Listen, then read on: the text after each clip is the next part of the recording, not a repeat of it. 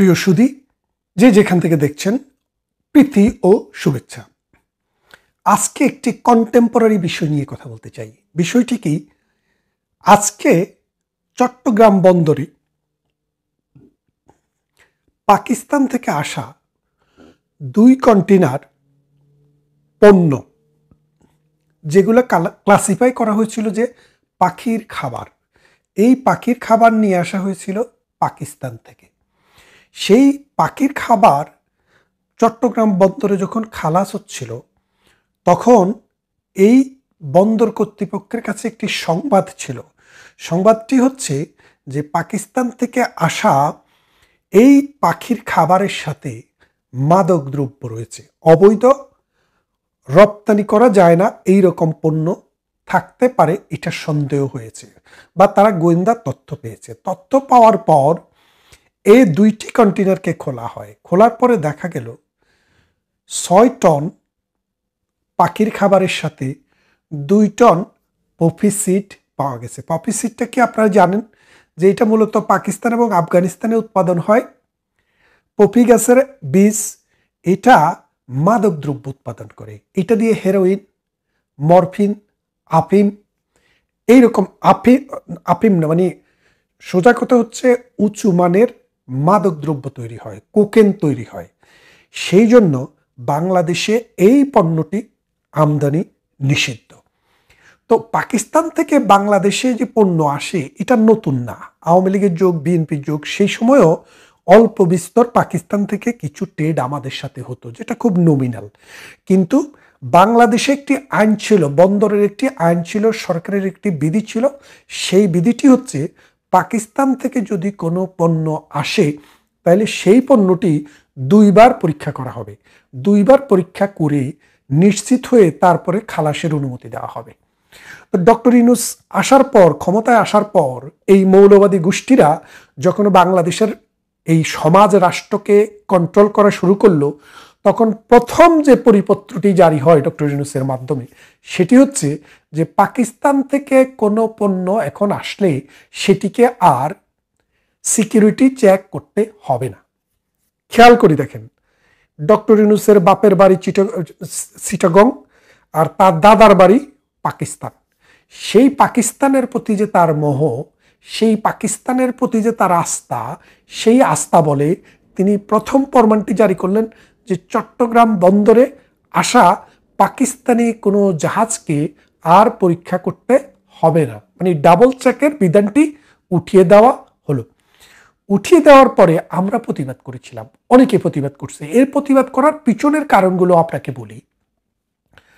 আপনারা জানেন, বিএনপি সরকারের আমলে 2003 বা 4-এর দিকে চট্টগ্রাম বন্দরের থেকে খালাস হওয়া সিএফএল অর্থাৎ কর্ণফুলী ফার্টিলাইজার ফ্যাক্টরি যে জেটি আছে, ঘাট আছে, সেই ঘাটে পাকিস্তানের একটি জাহাজ নোঙ্গর করে। সেই নোঙ্গর করা জাহাজ থেকে খালাস করা হয় যেই মালগুলো, সেই মালগুলো ছিল এই 10টা অস্ত্র। এই 10টা অস্ত্র ভারতের বিভিন্ন অঞ্চলে এবং বাংলাদেশের বিভিন্ন জঙ্গি গোষ্ঠীকে আর্মড করার জন্য এগুলো পাকিস্তান থেকে নিয়ে আসা হয়। অর্থাৎ পাকিস্তান যে জঙ্গিবাদ, সন্ত্রাসবাদ, মৌলবাদ, অস্ত্রবাজ এবং মাদক দ্রব্য পৃথিবীর বিভিন্ন অঞ্চলে রপ্তানি করে, সেটার প্রমাণ কিন্তু আমরা তখনই পেয়েছি। সেই জন্য বাংলাদেশ এই পাকিস্তানি জাহাজ করে 10টা অস্ত্র আসার পর পাকিস্তানি জাহাজকে তল্লাশির পরিমাণ আরও বাড়িয়ে দেয়, যার ফলে পাকিস্তান এই অপকর্মটি বাংলার জমিনকে ব্যবহার করে করতে পারেনি জননেত্রী শেখ হাসিনার সময়ে। তিনি যখন ক্ষমতায় ছিলেন, তখন পাকিস্তান থেকে জাহাজ আসলেই সেটাকে ডাবল চেক দেওয়া হতো। আর ডক্টর ইউনূস এসে মামার বাড়িতে আসার ব্যবস্থা করে দিলেন। শুধু তাই না, আমি আরেকটি ভিডিওতে বলেছি, বাংলাদেশের সাথে পাকিস্তানের একটি মেমোরেন্ডাম অফ আন্ডারস্ট্যান্ডিং হয়েছে। সেই মেমোরেন্ডাম অফ আন্ডারস্ট্যান্ডিংটা কি, পাকিস্তানের কোনো মানুষ যদি ডিপ্লোম্যাটিক পাসপোর্ট নিয়ে আসে, অর্থাৎ লাল পাসপোর্ট, আমাদের দেশে বাংলাদেশে সবুজ পাসপোর্ট, কিন্তু যারা সরকারি চাকরি করে, ডাক্তার, কবিরাজ হইতে শুরু করে ডিপ্লোম্যাট, মন্ত্রী, এমপি সবার একটি লাল পাসপোর্ট থাকে। এই রকম পাসপোর্ট নিয়ে যদি ঢাকার বন্দরে আসে, তাহলে পাকিস্তানের কোনো লোককে ভিসা নিয়ে আসতে হবে না, মামার বাড়িতে এসছে সেই হিসেবে তাদেরকে পোর্ট এন্ট্রি দেওয়া হবে। ভারতকে, আমেরিকাকে, জাপানকে, কানাডাকে আমরা কাউকেই মূলত এই রকম পোর্ট এন্ট্রি দেই না। আমাদের নিয়ম হচ্ছে ভিসা নিয়ে আসতে হবে। একমাত্র পোর্ট এন্ট্রি মূলত বাংলাদেশের কোনো নাগরিক ভিন্ন রাষ্ট্রের নাগরিকত্ব গ্রহণ করলেও তাকে 28 দিনের জন্য পোর্টে এন্ট্রি দেওয়া আগে বিধান ছিল, এখন সেটি পাকিস্তানিদের ক্ষেত্রে এক্সটেনশন দেওয়া হলো। তার মানে কি দাঁড়াচ্ছে বুঝতে পারছেন? পাকিস্তান থেকে গোয়েন্দারা আসতেছে, সরকারি বিভিন্ন লোকেরা আসতেছে, বাংলাদেশকে রেখি করতেছে, সন্ত্রাস এবং বাংলাদেশের নৈরাজ্য এবং জঙ্গিবাদ কিভাবে বিস্তার করা যায় সেই জন্য কাজ করার জন্য পাকিস্তানকে ওই সুবিধাটিও দেওয়া হলো।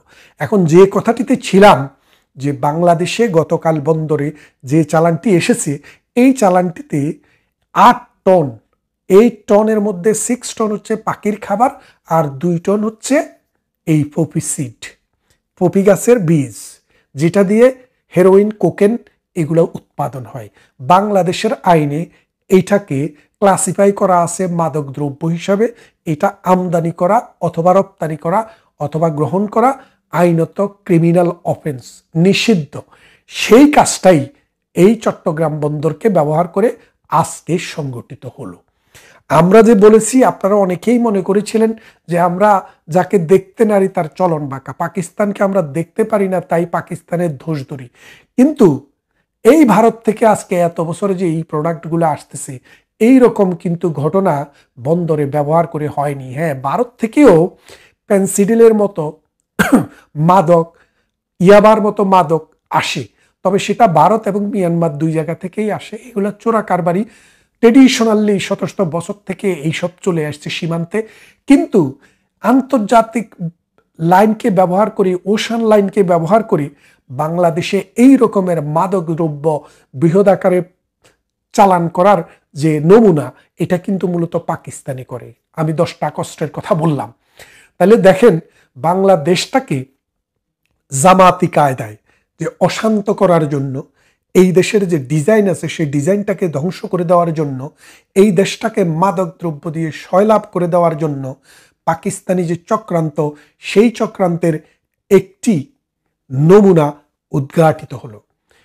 আসলে বাংলাদেশ এখন যদি এই কথা মনে করে যে না পাকিস্তান ভদ্র হয়ে গেছে, তাহলে এটা খুবই ভুল করা হবে। কারণ পাকিস্তানে দ্বৈত শাসন চলে, দুইটা ফেডারাল গভর্নমেন্ট। একটি গভর্নমেন্ট হলো, আপনারা দেখেন, আমরা দেখি আন্তর্জাতিকভাবে স্বীকৃত একটি সরকার, যেই সরকারটি পৃথিবীর মানে এই 80 বছরে কখনো একটি সরকারও, সিভিল সরকার, সিভিল প্রশাসন কখনো 5 বছর শাসন পূর্ণ করতে পারেনি। এবারে পারবে কিনা সেটা আমরা জানি না, যদি পারে ভালো।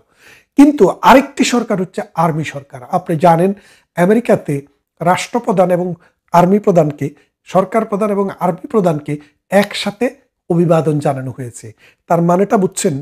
পাকিস্তান নয়, পৃথিবীর কোনো দেশেই আর্মি প্রধান প্রথম 10 জনের মধ্যে পড়েন না। প্রথম 10 জনের পরের জন হচ্ছেন আর্মি প্রধান। তার মানে আমেরিকা মনে করে যে পাকিস্তানের 2টি সরকার, একটি আর্মির সরকার, একটি জনগণের সরকার। এই আর্মি এবং জনগণের সরকারের দ্বন্দ্বে গত 70-80 বছরে পাকিস্তান নামক রাষ্ট্রটি দাঁড়াতে পারেনি। আমাদের এই ভূখণ্ডটিও, বাংলাদেশটিও একসময় পাকিস্তানের অংশ ছিল। এই দ্বৈত শাসনের কারণে, জনগণের সরকারের হাতে ক্ষমতা না দিয়ে আর্মি সরকারের হাতে ক্ষমতা রাখতে চাওয়ার কারণে পাকিস্তান রাষ্ট্রটির অপমৃত্যু ঘটে, অর্থাৎ বাংলাদেশ নামে আরেকটি নতুন রাষ্ট্র তৈরি হয়।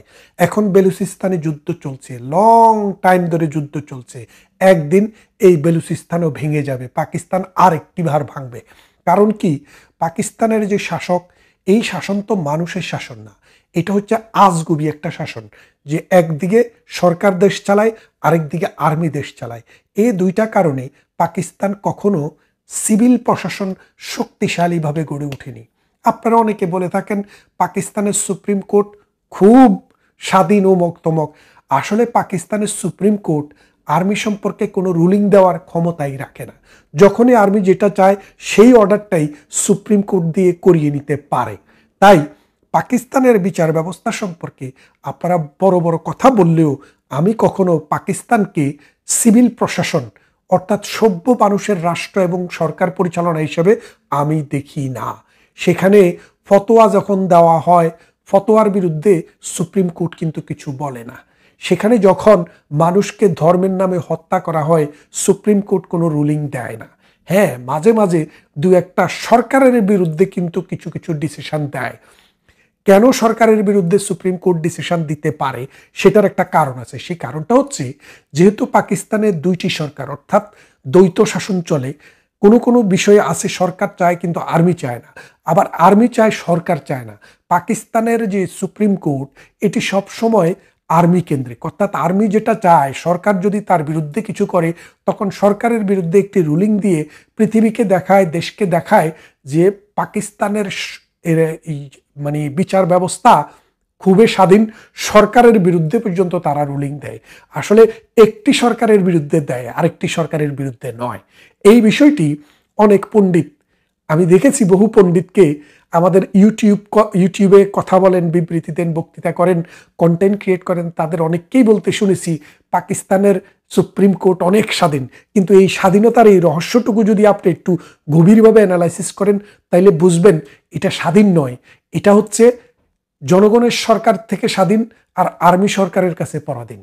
এটা হচ্ছে পাকিস্তানের নীতি। এখন এই আর্মি সরকার এবং জনগণের সরকার দুইটা মিলে যেইভাবে তারা জঙ্গিবাদ উৎপাদন করে, অস্ত্র উৎপাদন করে, চায়না থেকে অস্ত্র গ্রহণ করে এবং পুরো পৃথিবীতে জঙ্গিবাদ রপ্তানি করে, এই জঙ্গিবাদের রাষ্ট্রের সাথে আজকাল বাংলাদেশের যে দহরম মহরম চলছে, তাদের আর্মি আসে, তাদের সেনাপ্রধান আসে, তাদের মন্ত্রী আসে, তাদের সচিব আসে, তাদের ডিপ্লোম্যাটিক কোরের মানুষেরা মামার বাড়িতে আসার মতো করে বিনা বিছায় ঢাকায় আসে।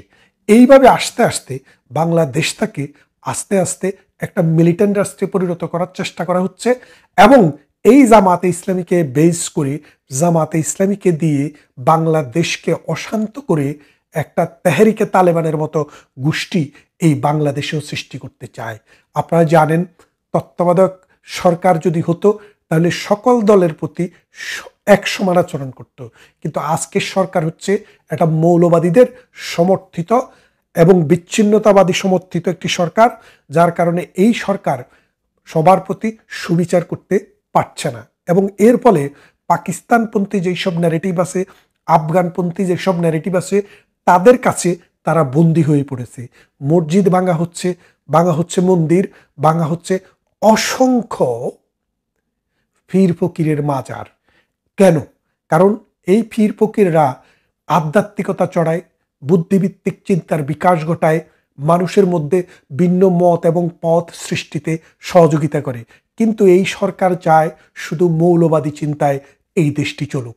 ভারত আমাদের পরীক্ষিত একটি বন্ধু, আমাদের বন্ধুপ্রতিম এই রাষ্ট্রটি আমাদের কাছে সাহিত্য, সংস্কৃতি, ইতিহাসের বিকাশে আমাদেরকে সহযোগিতা করে, অর্থনীতির বিকাশে আমাদেরকে সহযোগিতা করে, মুক্ত চিন্তার বিকাশে আমাদেরকে সহযোগিতা করে, গণ্ডি থেকে বেরিয়ে বিশ্বময়ে আমাদের মানুষ, আমাদের সমাজ, রাষ্ট্র যখন পরিচিত হতে পারে, সেই জন্য আমাদেরকে সহযোগিতা করে এবং আমাদের সাথে যেই সব সমস্যা তাদের সাথে হয়, আলোচনার ভিত্তিতে, আরবিট্রেশনের ভিত্তিতে সেগুলোর সমাধান করে।